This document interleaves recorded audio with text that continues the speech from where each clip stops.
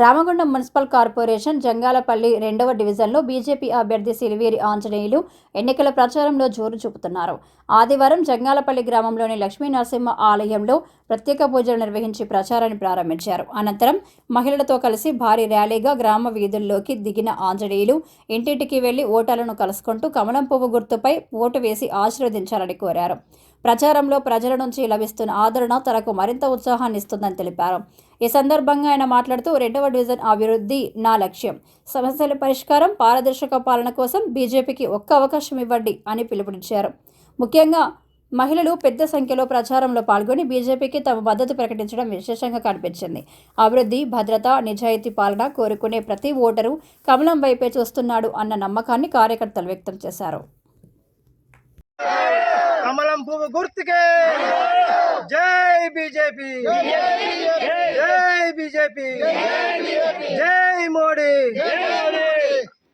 బండి సంజయ్ గారి నాయకత్వం, అమిత్ షా గారి నాయకత్వం, జై బీజేపీ, జై జై బీజేపీ, కమలం పువ్వు గుర్తుకే.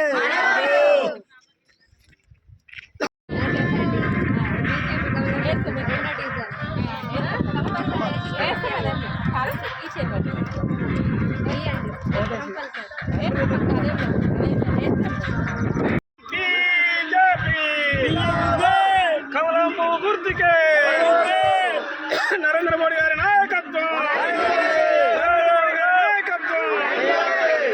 బీజేపీ, కమలం పువ్వు గుర్తుకే, కమలం పువ్వు గుర్తుకే. శ్లోకం చేయాలి. బీజేపీ జిందాబాద్, జిందాబాద్.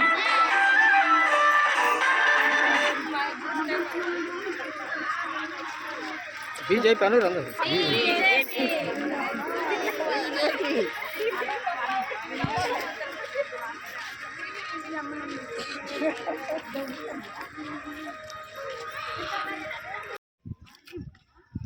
ప్రజలందరికీ నమస్కారం.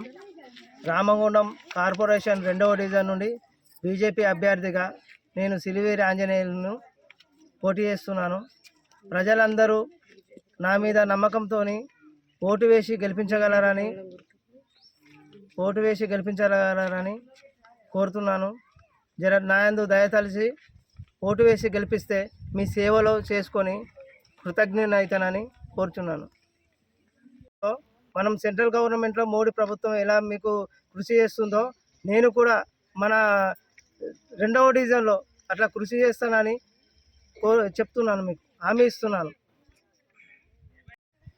మన జంగాలపల్లె గ్రామంలో చాలా సమస్యలు ఉన్నాయి.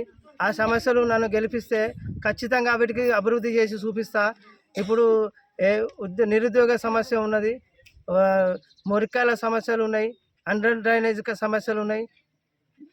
కావున ఖచ్చితంగా నేను వీటిని నన్ను గెలిపిస్తే తక్షణమే వీటిని పరిష్కరిస్తానని మీ అందరి ముంగట ప్రమాణం చేసి వాగ్దానం చేస్తున్నాను.